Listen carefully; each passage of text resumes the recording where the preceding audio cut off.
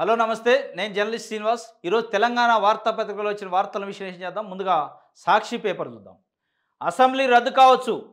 లోక్సభ ఎన్నికలయ్యాక ఏడాదిలోపే జరిగినా ఆశ్చర్యపోవాల్సిన పని లేదు. 20 నుంచి 30 మంది కాంగ్రెస్ ఎమ్మెల్యేలు నాతో టచ్లో ఉన్నారు. పార్టీ శ్రేణులతో బీఆర్ఎస్ నేత మాజీ సీఎం కేసీఆర్ వ్యాఖ్య. కాంగ్రెస్లోకి వెళితే అంతా బీజేపీ కథ నడుస్తుందని వెళ్ళిన వారు అంటున్నారు. రేవంత్ వెంట బీజేపీలోకి వెళ్లేందుకు ఎమ్మెల్యేలు సిద్ధంగా లేరు. 20 మంది ఎమ్మెల్యేలు బీఆర్ఎస్లోకి వస్తామన్నా వద్దని వారించిండట. 20 మంది ఎమ్మెల్యేలు బీఆర్ఎస్లోకి వస్తామన్నా కానీ నేను వద్దని వారించా. 8 లోక్సభ స్థానాల్లో బీఆర్ఎస్ గెలుపు, మరో 3 చోట్ల అవకాశం. ఈ నెల 22 నుంచి 2 వారాల పాటు విస్తృతంగా బస్సు యాత్ర. బిఎల్ సంతోష్పై కేసు పెట్టినందుకు కవిత అరెస్టుతో కక్ష సాధింపు చేశారు. ఉద్యమ కాలం నాటి కేసీఆర్ను మళ్ళీ చూస్తారని వ్యాఖ్య. బీఆర్ఎస్ నుంచి కాంగ్రెస్కు వెళ్ళిన నాయకులు బాధపడుతున్నారు. కాంగ్రెస్ అధికారంలో ఉందంటూ ఆ పార్టీలోకి వెళితే అక్కడంతా బీజేపీ కథ నడుస్తుందని ఓ నాయకుడు నాతో వాపోయారు. 20 మంది ఎమ్మెల్యేలను తీసుకొని రావాలా అని నన్ను సంప్రదించారు. కానీ ఇప్పుడు వద్దని వారించాను. ఇది నిన్న మాజీ ముఖ్యమంత్రి కేసీఆర్ తెలంగాణ భవన్లో పార్లమెంట్ ఎన్నికలకు సంబంధించి సమీక్ష చేశారు. దాని సందర్భంగా ఒక సంచలనమైన కామెంట్ చేశారు. అసెంబ్లీ రద్దు కావచ్చు, అసెంబ్లీ రద్దు అయ్యే అవకాశం ఉంది. లోక్సభ ఎన్నికలయ్యాక ఏడాదిలోపే అసెంబ్లీ రద్దు అయినా కానీ ఆశ్చర్యం లేదు, దాంట్లో డౌట్ లేదు. 20 నుంచి 30 మంది కాంగ్రెస్ పార్టీకి సంబంధించిన ఎమ్మెల్యేలు కేసీఆర్తో టచ్లో ఉన్నారట. ఒక బాంబు పేల్చిండు. మరి దాంట్లో ఎంత నిజం ఉంది, ఎంత అబద్ధం ఉంది అనేది అది కేసీఆర్కి తెలవాలి, చెప్పిన కేసీఆర్కి తప్ప ఇక బయటోడికి తెలియదు. మరి ఆయనతో మాట్లాడిన ఎవరైతే నాయకుడు ఉందో, నేనే 20 నుంచి 30 మందిని ఎమ్మెల్యేలు తీసుకొని వస్తాను అంటే నేనే వారించే వద్దని చెప్పి ఆ చెప్పిన నాయకుడికి ఇన్న నాయకుడికి అర్థం కావాలి. ఆ 20 మంది ఎవరు, ఆ 20 మందిని తీసుకొస్తున్న నాయకుడు ఎవరు అనేది, అది ఎందుకు అనడు, వ్యూహాత్మకంగా ఏమైనా ఉందా అనేది తెలవాలి. కాంగ్రెస్లోకి వెళితే అంతా బీజేపీ కథ నడుస్తుందని కూడా ఒక నాయకుడు అన్నాడు. అంటే బీఆర్ఎస్ నుంచి కాంగ్రెస్లోకి పోయినాం, అధికారం ఉంది అని చెప్పి పోయినాం, కానీ అక్కడ ఏం లేదు, అంతా కాంగ్రెస్ కథ నడుస్తుందని చెప్పారట. ఒక నాయకుడు నాకు చెప్పిండు, ముఖ్యమైన నాయకుడు. మరి ఆ నాయకుడు ఎవరు అనేది కూడా రివీల్ చేయలేదు. ఇది మొత్తానికైతే నిన్న ఆయన హాట్ కామెంట్ చేశారు. దీంట్లో కొంత వ్యూహాత్మకత కూడా కనపడుతుంది. అంటే స్పష్టంగా అధికారం 64 సీట్లతోనే అధికారంలో ఉంది. కాంగ్రెస్ పార్టీ 10 సంవత్సరాల తర్వాత అధికారంలోకి వచ్చింది. వాళ్ళు కొంతమంది బీఆర్ఎస్ పార్టీ నుంచి కూడా టికెట్లు రాక బీఆర్ఎస్ మీద వ్యతిరేకతతోని బీఆర్ఎస్ పార్టీ నాయకుడు పట్టించుకోవట్లేదని బీఆర్ఎస్ పార్టీ నుంచి అప్పటికప్పుడు 1 మంత్ 15 డేస్ బ్యాక్ ఎలక్షన్కి ముందు గడిచిన ఎన్నికల్లో జాయిన్ అయ్యి టికెట్ తెచ్చుకున్నారు. అందులో తుమ్మల నాగేశ్వరరావు లాంటి వాళ్ళు, పొంగులేటి శ్రీనివాసరెడ్డి, వేముల వీరేశం, ఇట్లా కొంతమంది ఉన్నారు. మందుల సామీలు కావచ్చు, ఇట్లా దాదాపు 20-25 మంది ఉన్నారు. మరి వాళ్ళు ఏమన్నా వస్తానంటున్నారా అంటే బీఆర్ఎస్ పార్టీ నుంచి మొన్నటి వరకు బీఆర్ఎస్లో ఉండిపోయిన నాయకులు ఏమైనా 20-25 మంది టికెట్లు సంపాదించి గెలిచారు. వాళ్ళ వస్తాననేది లేదా వేరే వాళ్ళ లేదు. కేసీఆర్ వ్యూహాత్మకంగా అది లేకపోయినప్పటికీ కావాలని బీఆర్ఎస్ పార్టీ ఖాళీ కాకుండా ఉండటం కోసం, రాబోయే లోక్సభ ఎన్నికల్లో కొంత ప్రభావం చూపడం కోసం, పార్టీ క్యాడర్ డ్యామేజ్ కాకుండా ఉండటం కోసమే కాంగ్రెస్ నుంచే మన దాంట్లోకి వస్తానంటూ కాంగ్రెస్ పార్టీ ప్రభుత్వం ఉండదు, రద్దు అయింది, అసెంబ్లీ ఉండదు, ఆ ప్రభుత్వం కూలిపోద్ది అంటే కొంత స్టేబుల్ అవుతారు, రోజు జాయినింగ్లు బయటికి పోయే వాళ్ళ సంఖ్య తగ్గించడానికి అనడం అనేది కూడా ఒక కోణం ఉంది. అది కూడా ఉండొచ్చు. కేసీఆర్ వ్యూహాత్మకంగా ఆయనకు అధికారం లేదు, ఉద్యమం లేదు. ఉద్యమ కాలంలో పార్టీ సక్రమంగానే నడిచింది. ఉద్యమం పేరుతోనే, సెంటిమెంట్ పేరుతోనే. అధికారం పేరుతో ఒక 10 ఏళ్ళు నడిచింది. ఇప్పుడు అధికారం లేదు, సెంటిమెంట్ లేదు, రెండు లేవు. కాబట్టి ఇప్పుడు నిలుపుకోవటం ఇట్లాంటి వ్యూహాత్మకమైన ఎత్తుగడలతోని, స్టేట్మెంట్లతో నిలుపుకునే ప్రయత్నం, ఎమ్మెల్యేలని, నాయకుల్ని, మాజీ మంత్రుల్ని నిలుపుకునే ప్రయత్నం, బయటికి పోకుండా ఆపే ప్రయత్నం చేస్తుండా అనేది. ఇంకోటి 8 ఎంపీ సీట్లు మనకు వస్తాయి. ఇంకా కష్టపడితే ఇంకో 2 నుంచి 3 గెలవచ్చు అండి. 14 ఎంపీ సీట్లు కాంగ్రెస్ పార్టీ గెలుస్తుందని కాంగ్రెస్ చెప్తుంది. 6 నుంచి 8 స్థానాలు బీజేపీ గెలుస్తుందని బీజేపీ చెప్పుకుంటుంది. మరి 8 స్థానాలు ఈయన గెలుస్తానంటే ఎక్కడ అనేది, మరి వ్యూహాత్మకంగా కావాలని కొంత స్ట్రెంత్ చేసే కార్యక్రమం, కార్యకర్తల్లో నిరుత్సాహం లేకుండా, అసంతృప్తి లేకుండా, ధైర్యం చెడకుండా చేసే కార్యక్రమమే చేసినట్టు కనిపిస్తుంది. 20 మంది 30 మంది ఎమ్మెల్యేలు నాకు టచ్లో ఉన్నారు అనే కార్యక్రమం అయితే స్పష్టంగా అదే కనిపిస్తుంది. దీంట్లో వేరే ఏ కోణం లేదు. ఎందుకంటే అవకాశాలు లేవు ఇప్పుడు. ఎందుకంటే రోజు కొంతమంది బీఆర్ఎస్ పార్టీ నుంచి జాయిన్ అవుతున్నారు. ఎమ్మెల్యేలు కూడా క్యూ కట్టే పరిస్థితికి వచ్చింది. వాళ్ళని ఆపటం కోసం, వాళ్ళని కంట్రోల్ చేయడం కోసం ఒక ఎత్తుగడతో మాట్లాడిండు అనేది స్పష్టంగా అర్థమవుతుంది. దీన్ని బట్టి మనకు అందుతున్న సమాచారం బట్టి, విశ్లేషణ బట్టి అర్థమయ్యేది ఏంటంటే, బీఆర్ఎస్ పార్టీ ఖాళీ కాకుండా, బీఆర్ఎస్ పార్టీలో ఉన్న నాయకులు అసంతృప్తితో బయటికి పోకుండా, వాళ్ళు అధైర్యపడకుండా ఉండే కార్యక్రమం, మనమే గవర్నమెంట్ వస్తామంటే మళ్ళీ కొంత డిఫెన్స్లో పడి ఆగుతురు అనే ఒక కార్యక్రమానికి చెప్పినట్టుంది తప్ప వేరే ఏం లేదు దీంట్లో. ఇదే టచ్లో 25 మంది ఎమ్మెల్యేలట, వాళ్ళని బీఆర్ఎస్లోకి తేవాలా అని ఓ కాంగ్రెస్ ముఖ్య నేత అడిగిండు. ఇప్పుడే వద్దని వారించిండట. కాంగ్రెస్లో అంతా బీజేపీ పెత్తనమే, లోక్సభ ఎన్నికల తర్వాత మనదే రాజ్యం అని చెప్పి కేసీఆర్ చెప్తుండు. అంటే మనదే రాజ్యం అంటే ఓడి పోకుండా బయటకు ఉంటుండు అనే కార్యక్రమం తప్ప అది వచ్చేది లేదు, లేదు. ఎందుకంటే అంత ఈజీ కాదు కదా. కాగితాలపైనే కేంద్రాలు ప్రారంభించిన కొనుగోళ్లు సున్నా, సగం కేంద్రాల్లో ఇదే పరిస్థితి. ప్రచారంలో కాంగ్రెస్ ప్రజాప్రతినిధులు, ఎన్నికల విధుల్లో నిమగ్నమైన అధికారులు, విసిగెత్తి తెగ నమ్ముకుంటున్న రైతులు, తక్కువ ధర కొంటున్న వ్యాపారులు, క్వింటాలకు 400 నష్టపోతున్న రైతులు, అన్నదాతలను వణికిస్తున్న అకాల వానలు. ఇది మొత్తానికి కాగితాలపైనే ఈ ధాన్యం కొనుగోలు కేంద్రాలు కాగితాలపైనే ఉన్నగానే అక్కడ క్షేత్రస్థాయిలో లేవు. విసిగెత్తి రైతులు తెగ నమ్ముకుంటున్నారు ధరకి, తక్కువ ధరకు కూడా. ఎందుకంటే ఎన్నికల కోడ్ ఉంది, ఎన్నికల కోడ్ అమల్లో ఉన్నాక అక్కడ మంత్రులు కానీ ఈ రాజకీయ పార్టీలకు సంబంధించిన నాయకులు వెళ్ళే పరిస్థితి లేదు. మంత్రులు, ఎమ్మెల్యేలు వాళ్ళు వెళ్ళట్లే. ఎట్ ద సేమ్ టైం అధికారులు ఎలక్షన్ డ్యూటీలలో, ఎలక్షన్ బిజీలో ఉన్నారు. ఇటు అధికారులు పట్టించుకోవట్లే, అటు ప్రభుత్వ యంత్రాంగం పట్టించుకోవట్లే. మొత్తానికి వాళ్ళు విసిగెత్తి ప్రైవేటు వ్యాపారస్తులకి అడ్డగోలుగా అమ్ముకునే పరిస్థితి తక్కువ ధరకి జరుగుతుంది. ధాన్యం కొనుగోళ్ల విషయంలో కాంగ్రెస్ పార్టీ, బీఆర్ఎస్ పార్టీ పైన గతంలో అనేక విమర్శలు చేసింది. ధాన్యాన్ని పట్టించుకోవట్లేదు, 10 కేజీలు 15 కేజీలు తరుగు తీసి రైతులను ఇబ్బంది పెడుతుండు. కానీ కేసీఆర్ ప్రభుత్వం కనీసం పట్టించుకునే పరిస్థితి లేదని కల్లాల దగ్గరికి వెళ్ళి నిరసన వ్యక్తం చేశారు. కానీ ఇప్పుడు ఎట్ ద సేమ్ టైం ఇప్పుడు కాంగ్రెస్ పార్టీ ప్రభుత్వంలో కూడా ఇదే పరిస్థితి జరుగుతుంది. ఎవడు పట్టించుకుంటూ లేడు. అడ్డగోలుగా ట్రేడర్ల మీద జనగామల 3 ట్రేడర్ల మీద క్రిమినల్ కేసులు పెడితే 5 రోజులు సమ్మె చేశారు వాళ్ళు. వ్యాపారస్తులు మొత్తం సమ్మె చేసి మేము ధాన్యం కొనము అని నిరసన వ్యక్తం చేస్తే మళ్ళీ గవర్నమెంటే వాళ్ళ దగ్గర పోయి బతిలాడుకొని కొనండి అంటే వాళ్ళు అడ్డగోలుగా ఇష్టారాజ్యంగా ఇవ్వాలనుకుంటున్నారు. 2200 ఒక క్వింటాలు ఒడ్లు ధర ఉంటే 1700, 1750కే కొంటున్నారు. బెదిరించారు ప్రభుత్వాన్ని, ఒక రకంగా బ్లాక్మెయిల్ చేశారు, ప్రభుత్వానికి సవాల్ ఇచ్చారు. ప్రభుత్వమే దిగింది, ఒక మెట్టు దిగి మీరు కొనండి, మేము కేసులు పెట్టమనే పరిస్థితికి వచ్చింది. అప్పుడు వాళ్ళు మాకు ఇష్టం వచ్చిన ధరకైతే కొంటామంటే వాళ్ళని ఫ్రీగా వదిలేశారు ఇవాళ పరిస్థితి. కాబట్టి ప్రభుత్వం దీనిపైన కఠినంగా వ్యవహరించే పరిస్థితి లేదు, ప్రభుత్వం పట్టించుకోవట్లేదు. వాళ్ళు మొత్తం ఎలక్షన్ బిజీలో ఉండదు తప్ప ఇవాళ సీజను వాళ్ళు రోడ్ల మీద పోసుకుంటారు. అకాల వర్షాలు వస్తే రైతులు తీవ్రమైన ఇబ్బంది పడుతున్నారు. ఎవడు పట్టించుకుంటే పరిస్థితి లేదు. ప్రిన్సిపాళ్ల కక్కుర్తి పిల్లల ప్రాణం మీదకి. సోషల్ వెల్ఫేర్ గురుకులాల్లో వరుస ఘటనలు. 4 నెలల కిందట ముధోల్ గురుకుల కాలేజీలో అస్వస్థతకు గురైన 76 మంది విద్యార్థులు. నాణ్యతా ప్రమాణాలు, పరిశుభ్రత లేనందనే విచారణ కమిటీ వెల్లడించిన వాస్తవాలు ఇవి. అయినా మేల్కొన్ని సొసైటీ ఉన్నతాధికారులు సోకాజ్ మెమోలు తప్ప బాధ్యులపై చర్యలు లేవు. అధికారులు మామూలు దందాలు, ఉదాసీనత ఫలితమే భువనగిరి ఉదంతం. ప్రిన్సిపాళ్ల కక్కుర్తి వల్ల పిల్లల ప్రాణాల మీదకి వస్తుంది. మనకి రకరకాల హాస్టల్స్లో రోజు పురుగుల అన్నం, నాణ్యత లోపం, సరైన వంటలు పెట్టకపోవటం ఇవన్నీ జరుగుతుంది. దానికి సంబంధించి ప్రిన్సిపల్లే కక్కుర్తి పడి పిల్లల ప్రాణాల మీద తెచ్చారు. 4 నెలల కింద ముధోల్ గురుకుల కాలేజీలో 76 మంది విద్యార్థులు అస్వస్థతకు గురయ్యారట. దానికి సంబంధించిన నాణ్యతా ప్రమాణాలు పాటించకపోవడం వల్లే ఈ అస్వస్థతకు గురయ్యారని చెప్పి కొంత విచారణ కమిటీ వెల్లడించినప్పటికీ సంబంధిత అధికారులపైన కానీ సంబంధిత వ్యక్తులపైన ఎలాంటి చర్యలు లేవు. ఓన్లీ చిన్న షోకాజ్ నోటీసులు, ఎక్స్ప్లెనేషన్ మెమోస్ ఇచ్చి వదిలేస్తున్నారు. వాళ్ళని సస్పెండ్ చేయటమో, రిమూవ్ చేయటమో, వాళ్ళపైన కేసులు పెట్టడమో చేస్తే ఎవరికైనా భయం ఉంటుంది. కానీ ఈ షోకాజ్ నోటీస్ ఇస్తే ఉంది, ఎందుకు చచ్చిపోయారంటే ఏదో ఒక రీజన్ రాస్తారు, ఎందుకు నాణ్యత లోపమైందంటే రీజన్ రాస్తారు. షోకాజ్ నోటీస్ మీన్స్ ఏంది, దీనికి నువ్వు రిప్లై ఇవ్వండి, దీనికి ఎందుకు చర్యలు తీసుకోకూడదు చెప్పండి అంటే నా మీద చర్యలు తీసుకోవాల్సిన అవసరం లేదు, నేను అంతా సక్రంగా ఏ ఆఫీసర్ అయినా అదే చెప్తున్నాను. ఇది షోకాజ్ నోటీసులు ఎక్స్ప్లెనేషన్లతో కాదు. ఇది స్పష్టంగా చర్యలు తీసుకోవాలి, కేసులు పెట్టాలి, లోపటేయాలి. అప్పుడు పిల్లలకు సంబంధించి చిన్న పిల్లలు వాళ్ళ ప్రాణాలతో చెలగాటం. 76 మంది విద్యార్థులు హెల్త్ ప్రాబ్లం హాస్పిటల్లో పడితే వాళ్ళపైన ఎంక్వైరీ చేసి నాణ్యత లోపం అని చెప్పినప్పటికీ చర్యలు తీసుకునే పరిస్థితి అంటే ఎంత నిర్లక్ష్యం ఉంది అనేది దీన్ని బట్టి అర్థమవుతుంది. ఈనాడు చూద్దాం. ఈనాడులో వచ్చిన ఐటమ్స్. నామినేషన్ల కోలాహలం షురు. తొలి రోజు దాఖలు చేసిన 42 మంది. భాజపా నుంచి ఈటెల, డీకే అరుణ, రఘునందనరావు, భరత్ ప్రసాద్. కాంగ్రెస్ నుంచి మల్లు రవి. మొత్తానికి నామినేషన్లు స్టార్ట్ అయింది. నిన్న ఎన్నికల నోటిఫికేషన్ రిలీజ్ అయింది.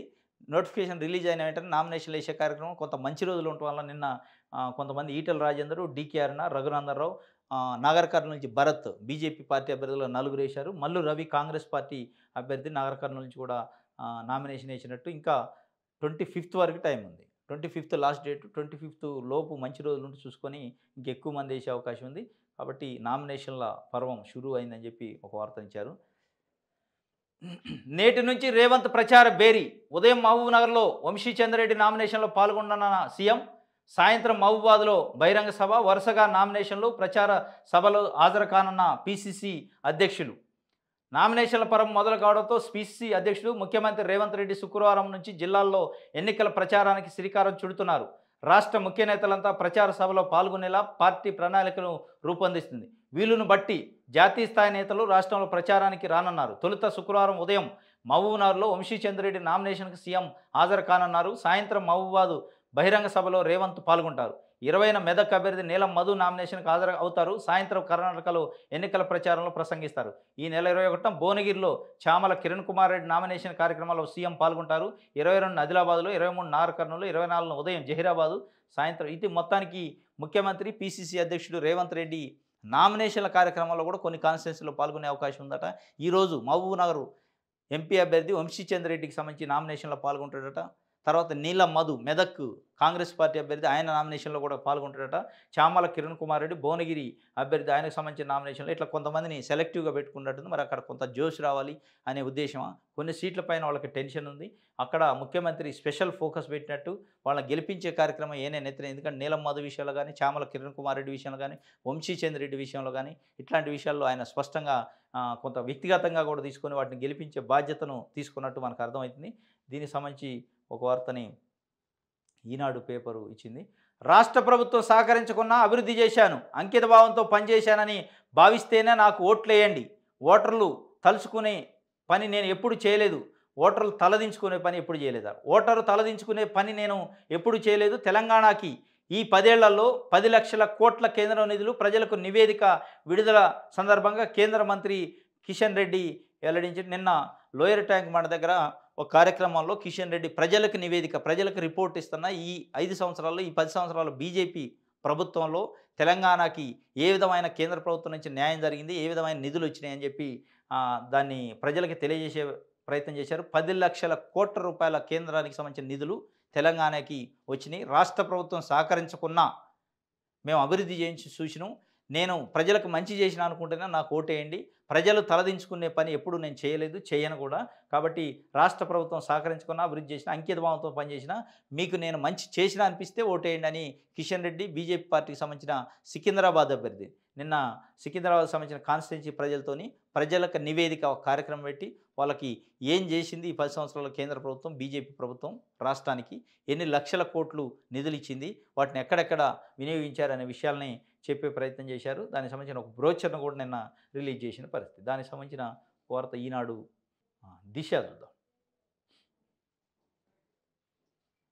ఫస్ట్ డే 48 నామినేషన్లు వచ్చినాయట. రాష్ట్రంలో మొదలైన లోక్సభ నామినేషన్ల పర్వం మొదటి రోజు దాఖలు చేసిన 42 మంది అభ్యర్థులు. ప్రోగ్రామ్స్కు భారీ జన సమీకరణ, ర్యాలీలు, రోడ్ షోలు. బీజేపీ నుంచి ఈటెల రఘునందన్ రావు, డీకే అరుణ, కాంగ్రెస్ నుంచి మల్లు రవి, నీలం మధు, సురేష్ షట్కర్ వీళ్ళు నామినేషన్లు దాఖలు చేసినట్టు ఒక వార్తనిచ్చారు. ఫస్ట్ డే 42 మంది ఇచ్చారట. పినరై విజన్ కమ్యూనలిస్టు, మోడీతో రహస్య ఒప్పందం, బంగారం స్మగ్లింగ్ కేసులో చిక్కులు లేకుండా ప్లాను. బీజేపీ అభ్యర్థి గెలుపు కోసమే ఆయన తపనంతా. ఈడీ ఐటీ కేసులు ఉన్నంత వరకు సిపిఎంకు ద్రోహం. కేరళ సీఎంపై ముఖ్యమంత్రి రేవంత్ సంచలన ఆరోపణలు. కేరళ ముఖ్యమంత్రి పినరై విజయన్పై తెలంగాణ ముఖ్యమంత్రి రేవంత్ రెడ్డి సంచలనమైన ఆరోపణలు చేసిండు. పినరై విజయన్ కమ్యూనిస్ట్ కాదు, కమ్యూనలిస్ట్ అని చెప్తుండు. బీజేపీ అభ్యర్థులు గెలవటమే ఆయన లక్ష్యం. బీజేపీ అభ్యర్థులు గెలుపు కోసమే ఆయన యొక్క వ్యూహాలు కానీ, ఆయన ప్రతివ్యూహాలు మొత్తం కూడా ఉంటాయి. దానికి సంబంధించి మోడీతో రహస్య ఒప్పందం జరిగింది. బంగారం స్మగ్లింగ్ కేసులో ఆయనకు సంబంధించిన కుటుంబ సభ్యులు ఉన్నారు. ఆ కేసు నుంచి బయటపడటం కోసం మోడీతో రహస్య ఒప్పందం చేసుకుంటూ ఆయన కమ్యూనిస్ట్ కాదు, కమ్యూనలిస్ట్ అట. మొత్తానికి ఆయన సంచలనమైన కామెంట్ చేశారు రేవంత్ రెడ్డి. కేరళ ముఖ్యమంత్రి పినరై విజయన్ కమ్యూనిస్టు రూపంలో కనిపించే కమ్యూనలిస్టు అని సీఎం రేవంత్ రెడ్డి ఆరోపించారు. కేరళలోని వాయనాడులో నిర్వహించిన ఎన్నికల ప్రచారంలో ఆయన పై వ్యాఖ్యలు చేశారు. విజయన్, ఆయన కుటుంబ సభ్యులు అవినీతిలో మునిగిపోయారన్నారు. బంగారం స్మగ్లింగ్ వ్యవహారంలో ఆయన ఫ్యామిలీ పాత్ర ఉండటం ఆశ్చర్యంగా ఉందని పేర్కొన్నారు. ఆయనపై ఈడీ, ఇన్కమ్ ట్యాక్స్ కేసులున్నా మోడీ ఎలాంటి చర్యలు తీసుకోవడం లేదని, వారిద్దరి మధ్య రహస్య ఒప్పందమే అందుకు కారణమని రేవంత్ స్పష్టం చేశారు. మతతత్వ బీజేపీతో కలిసి పనిచేస్తున్న విజయన్ వాయనాడులో ఆ పార్టీ అభ్యర్థి సురేంద్రనాథ్కు మద్దతిస్తూ సిపిఎంతో పాటు కేరళ ప్రజలను మోసం చేస్తున్నారని ఆరోపించారు. మొత్తానికి ముఖ్యమంత్రి రేవంత్ రెడ్డి చేసిన కామెంట్స్ ఇండియా కూటమి పైన కూడా ఎఫెక్ట్ పడే అవకాశం. ఇండియా కూటమిలో సిపిఐ, సిపిఎం పార్టీలు ఉన్నాయి. సిపిఎం పార్టీ ఒక ముఖ్యమంత్రి ఒకడే ముఖ్యమంత్రి ఉండి ఇప్పుడు మొత్తానికి దేశంలో. ఆ ముఖ్యమంత్రి పైనే డైరెక్ట్ అటాక్ చేసిండు. ఆయన మోడీతో రహస్య ఒప్పందం పెట్టుకుంటూ కమ్యూనిస్టు కాదు అని చెప్పి. మరి ఈయన యొక్క వ్యాఖ్యలు, ముఖ్యమంత్రి పిసిసి అధ్యక్షుడు రేవంత్ రెడ్డి యొక్క వ్యాఖ్యలు ఇండియా కూటమి పైన కూడా ప్రకంపనలు వచ్చే అవకాశం ఉంది. కూటమి పైన ఎఫెక్ట్ పడే అవకాశం ఉంది. ఎందుకంటే ఇండియా కూటమిలో ప్రధాన భాగస్వామిగా ఉంది కమ్యూనిస్ట్ పార్టీ. కాంగ్రెస్ పార్టీతో క్యారీ అవుతుంది దేశవ్యాప్తంగా. కానీ కేరళలో వాయనాడు కాన్స్టిట్యున్సీ పోయి ముఖ్యమంత్రి సంచలనమైన కామెంట్ చేసిండు. పినరయి విజయన్ కమ్యూనిస్ట్ కాదు, కమ్యూనలిస్టు, మోడీతో రహస్య ఒప్పందం ఉందని చెప్పి. మరి దీనిపైన సిపిఎం పార్టీ ఎట్లా వ్యవహరిస్తుంది? రేవంత్ రెడ్డి పైన ఇండియా కూటమికి ఏమైనా కంప్లైంట్ చేస్తుందా? సోనియా గాంధీకి, రాహుల్ గాంధీకి చూడాలి. ఇది నిన్న కేరళలో వాయనాడులో రాహుల్ గాంధీ కంటెస్ట్ చేస్తున్న కాన్స్టిట్యున్సీలో ముఖ్యమంత్రి రేవంత్ రెడ్డి ప్రచారం చేసిన సందర్భంలో మాట్లాడిన మాటలు. ఇది దిశకు సంబంధించి. ఆంధ్రజ్యోతి చూద్దాం. 10 ఏళ్లలో దేశానికి ఏం చేశారు? బీజేపీకి ఎందుకు ఓటేయాలి? 400 సీట్లు గెలుస్తామనుకోవడం భ్రమే. దక్షిణాదిలోనే 130 స్థానాల్లో ఆ పార్టీకి 15 దాటవు. కేసీఆర్ కూడా అసెంబ్లీ ఎన్నికలు 100 సీట్లు గెలుస్తామని చెప్పారు. కేరళలో మీడియాతో సీఎం రేవంత్ గత 10 ఏళ్లలో దేశానికి ఏం చేశారని భారతీయ జనతా పార్టీకి ఓటేయాలి, 400 సీట్లు వస్తాయని చెప్పడం అనేది అబద్ధం.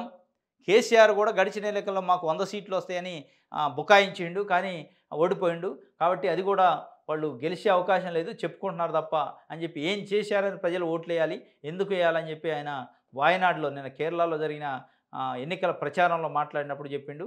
ఇది నామినేషన్ నుంచే అభ్యర్థులకు తోడుగా నేటి నుంచి సీఎం రేవంత్ రెడ్డి ప్రచారం. నేడు మహబూబ్ నగర్, మహబూబాద్కు కాంగ్రెస్ అభ్యర్థి నామినేషన్కు హాజరు. ఎన్నికల ప్రచార జాతర సభలో ప్రసంగం. 20న మెదక్కు, 21న భువనగిరి సభకు కర్ణాటకలోనూ ప్రచారం చేయనున్న రేవంత్ రెడ్డి. మొత్తానికి పిసిసి అధ్యక్షుడు ముఖ్యమంత్రి రేవంత్ రెడ్డి ఎన్నికల వ్యవహారాలలో బిజీగా ఉన్నట్టు అనిపిస్తుంది. మొత్తానికి నామినేషన్ల ఘట్టం కానించి ఆయన వెనకుండి అభ్యర్థులను ప్రోత్సహించే కార్యక్రమం చేస్తాను. నామినేషన్ ఉండే వాళ్ళకి సపోర్ట్గా అభ్యర్థులకు తోడుగా నామినేషన్ కార్యక్రమంలో పాల్గొంటూ అక్కడ ఒక బహిరంగ సభ పెట్టడం, ఇట్లా కార్యక్రమాలు తీసుకున్నట్టు షెడ్యూల్ పెట్టుకున్నట్టు అర్థమవుతుంది.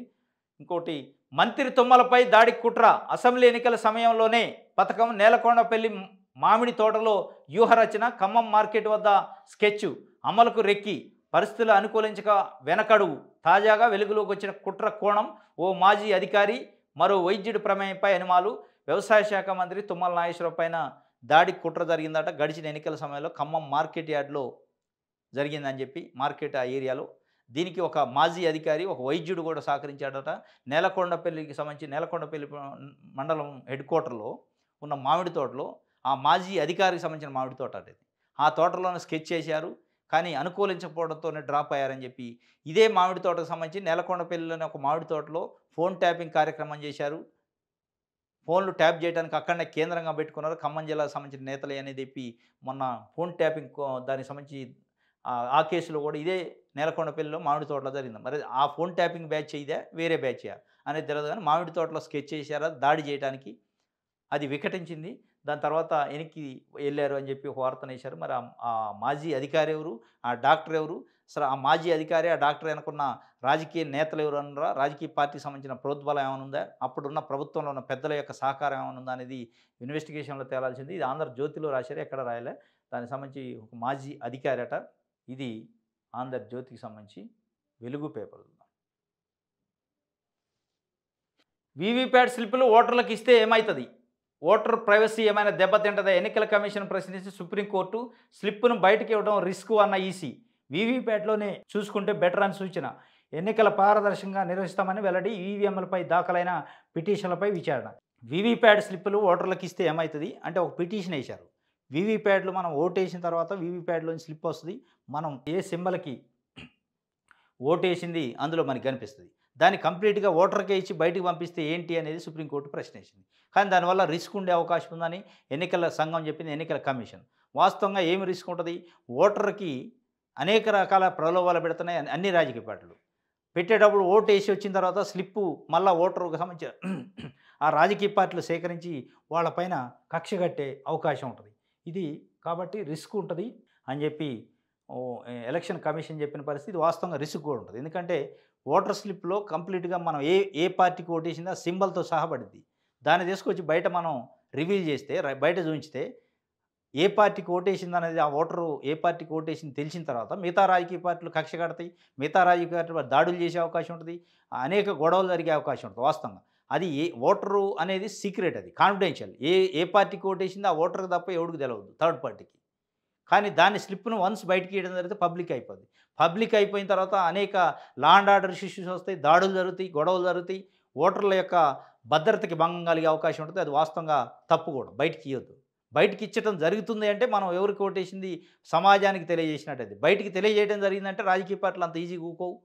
అంత ఈజీగా వదిలేయరు. గ్రామాలలో గానీ, పట్టణాల్లో ఉన్న రాజకీయ నాయకులు వాళ్ళపై కక్ష కడతారు.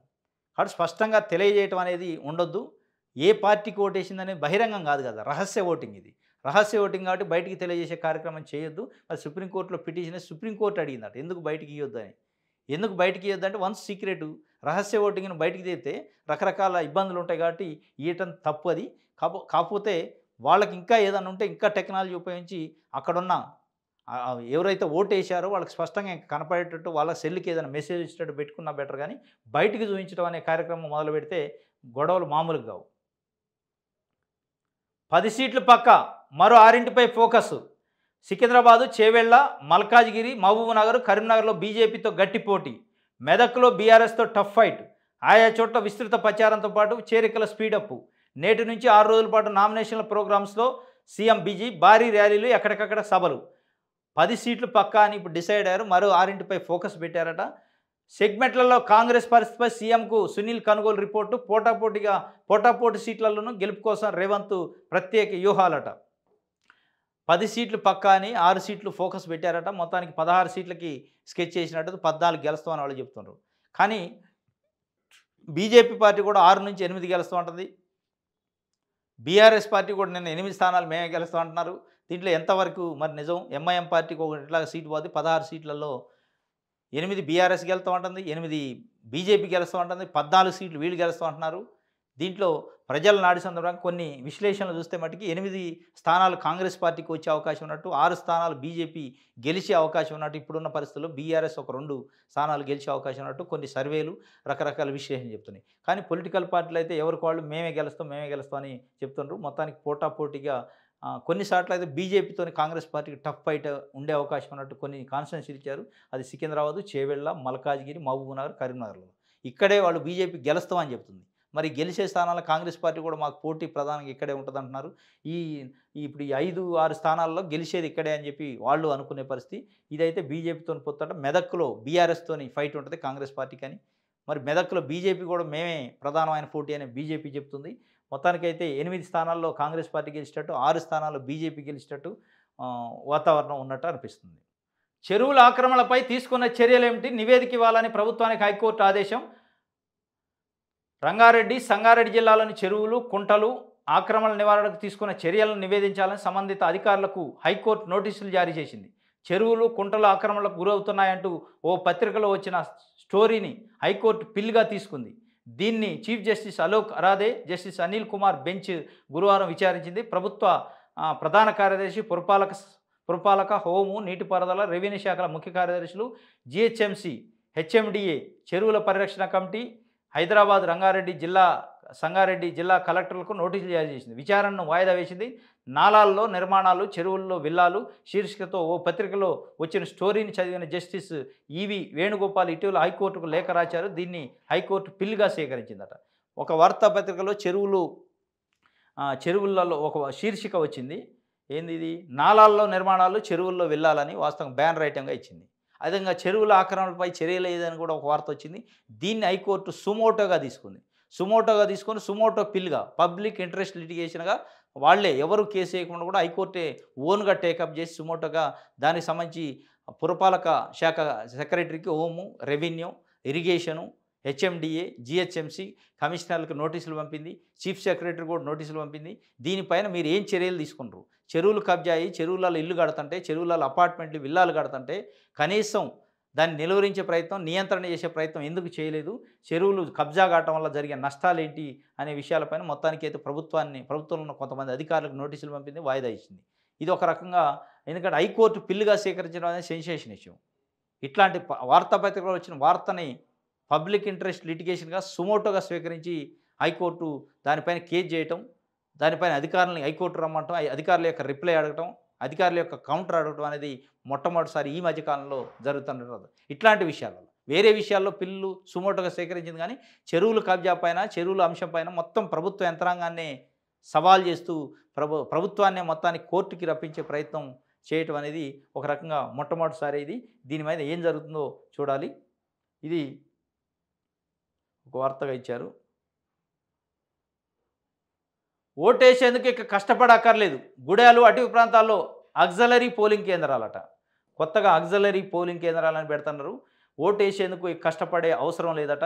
ఆక్సిలరీ పోలింగ్ కేంద్రాలంటే ఏం చూద్దాం. 10 మంది ఓటర్లున్న చోట సెంటర్ ఏర్పాటు, తీరునన్న సెంచులు, కోయలు, లంబాడాల కష్టాలు. రాష్ట్ర వ్యాప్తంగా 10 సెంటర్ల ఏర్పాటుకు ఈసీ నిర్ణయం. నాగర్ కర్నూల్ సెగ్మెంట్లోనే 7 కేంద్రాలు. ఓటింగ్ శాతం పెంచడంతో పాటు ఓటర్ల కష్టాలు తీర్చేందుకు ఎన్నికల కమిషన్ ఆక్సిలరీ పోలింగ్ కేంద్రాలను ఏర్పాటు చేస్తున్నది. 10 నుంచి 30 మంది ఓటర్లు ఉన్న గూడెలు, అటవీ ప్రాంతాల్లో నివాసం ఉంటున్న వాళ్ళు ఈ సెంటర్లలో ఓటు హక్కు వినియోగించుకోవచ్చు. ఎప్పుడు ఎన్నికలు వచ్చినా కొండలు, గుట్టలు, మారుమూల గ్రామాల్లో ఉంటున్న గిరిజనులు ఓటేసేందుకు చాలా ఇబ్బందులు పడుతున్నాయి. 20 కిలోమీటర్ల దూరం వరకు నడుచుకుంటూ వెళ్ళి ఓటేస్తున్నారు. అలాంటి వారి కోసమే రాష్ట్ర వ్యాప్తంగా మొత్తం 10 ఆక్సిలరీ పోలింగ్ కేంద్ర బూతులను ఈసీ ఏర్పాటు చేస్తుంది. నాగర్ కర్నూలు, నల్గొండ, మహబూబాబాదు పార్లమెంట్ నియోజకవర్గాలను చెంచులు, కోయలు, లంబాడాల కోసం ఈ సౌకర్యాలు కల్పిస్తున్నారు. 7 పోలింగ్ కేంద్రాలు ఒక నాగర్ కర్నూలు సెగ్మెంట్లోనే ఉండడం విశేషం. ఆ 2 చోట్ల 10 మంది ఓటర్లు. నాగర్ కర్నూలులోని మల్లాపూర్ సెంటరు, నల్గొండ సెగ్మెంట్లోని బూడిద గుట్టలో కేవలం 10 మంది ఓటర్లే ఉన్నారు. మల్లాపూర్ పెంట మారుమూల అటవీ ప్రాంతంలో ఉండడంతో గతంలో అక్కడ నుంచి 20 కిలోమీటర్ల దూరంలో పోలింగ్ కేంద్రాలు ఏర్పాటు చేశారు. కానీ ఇది ఆక్సిలరీ పోలింగ్ సెంటర్స్ ఏర్పాటు చేసి 10, 20 మంది, 30 మంది ఓటర్లు ఉన్న దగ్గర కూడా ఒక సెంటర్ను పెట్టి దాదాపు అట్లా అంటే కొండ ప్రాంతాలలో 20 కిలోమీటర్లు, 10 కిలోమీటర్లు నడిచి వచ్చి ఓటేసే కార్యక్రమం గతంలో ఉండేది. దాన్ని నిరోధించడానికి, ఆ కష్టాల నుంచి వాళ్ళని గట్టెక్కించడానికి కొన్ని సెంచులు, కోయలు, లంబాడాలు, తండాలలో ఉండేవాళ్ళని అక్కడ 30, 40 మంది ఓటర్లు ఉన్న అక్కడ ఒక ఆక్సిలరీ పోలింగ్ సెంటర్ పెట్టి అక్కడ నుంచి పోలింగ్ చేసే కార్యక్రమం మొట్టమొదటిసారిగా ప్రయోగం చేస్తున్నారు. మరి ఎంతవరకు సక్సెస్ అయింది ఏం చూడాలి. ఇది వెలుగు పేపర్కి సంబంధించి ఇది ఈరోజు తెలంగాణ వార్తాపత్రికలో వచ్చిన వార్తలకు సంబంధించిన విశ్లేషణ. రేపు తాజా వార్తలతోని మళ్ళీ కలుసుకుందాం. Thank you.